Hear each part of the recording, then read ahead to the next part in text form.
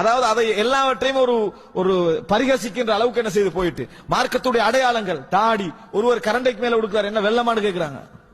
கரண்டைக்கு மேல உடுத்துட்டு போறாரு, அவர் பார்த்து என்ன இந்த என்னது அந்த வெள்ளமானு கேட்கிறாங்க. என்ன கடுமையான தண்ணியில நடந்துட்டு போற மாதிரி அவர்கிட்ட ஒரு கேள்வி. அவர் தாடி வளர்த்தா என்னது போற போக்கு பார்த்தா நிலத்தை கூட்டிடுவீங்களே. யாருக்கு?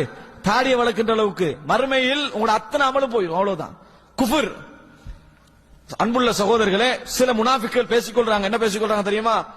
முகம்மதுடைய குரூப் இருக்குதே ரசூலுல்லாஹ்வோட தோழர்களே, சாப்பிடுவாங்க, வயிறெல்லாம் அப்படித்தான், அதே நேரத்தில் நைட்ல நல்லா தூங்குவாங்க என்று பேசிக்கொள்கிறார்கள். இது யாரை வந்து நகைச்சுவை அடிக்கிறது? நபியுடைய தோழர்களை. எவ்வளவு பெரிய ஒரு மோசமான வார்த்தை. வீரர்களாக இருக்கக்கூடியவர்களை, தியாகிகளாக இருக்கக்கூடிய முனாஃபிக்கள் பேசிக்கொள்றாங்க. இதுக்கு ஒருவருடைய காதுல விழுந்துச்சு. நேர போய் ரசூல் ஸல்லல்லாஹு அலைஹி வஸல்லம் எத்தி வைக்கிறாங்க. ரசூலுல்லாஹி ஸல்லல்லாஹு அலைஹி வஸல்லம் கூப்பிட்டாங்க. ஏன் இப்படி செஞ்சீங்க, ஏன் இப்படி பேசினீர்கள் அப்படின்னு கேட்டாங்க.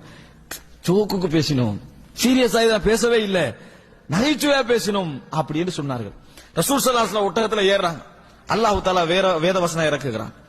அவர்களிடத்திலே என்னது இந்த மாதிரி அல்லாஹ் இந்த மாதிரி நகைச்சுவை செய்றீங்களே ஏன் என்று கேட்கப்பட்டால், இன்னமா குன்னா நஹூது வ நல்அப், ஜோக்குக்கு சொன்னோம், சும்மா என்னது கலாய்க்கிறதுக்கு சொன்னோம் என்பது போல் அவர்கள் சொல்லுகிறார்கள். நபியே சொல்லுங்கள், குல் அபில்லாஹி வ ஆயாத்திஹி வ ரசூலிஹி குன்தும் தஸ்தஹ்சிஊன், அல்லாஹ், அவனது தூதர், அவனது வசனங்கள், இதிலெல்லாம் நீங்கள் பரிகாசம் செய்கிறீர்கள். கது கஃபர்தும் லா தஅததிருல் யௌம் கது கஃபர்தும் பஅத ஈமானிக்கும், காரணம் சொல்ல வேண்டாம், ஈமானுக்கு பின்னால் நீங்கள் காபிர்களாகி விட்டீர்கள், ஈமானுக்கு பின்னால் நீங்கள் காபிர்களாகி விட்டீர்கள் என்று சொல்லி அல்லாஹ் தஆலா வேத வசனத்தை இறக்குகிறார்.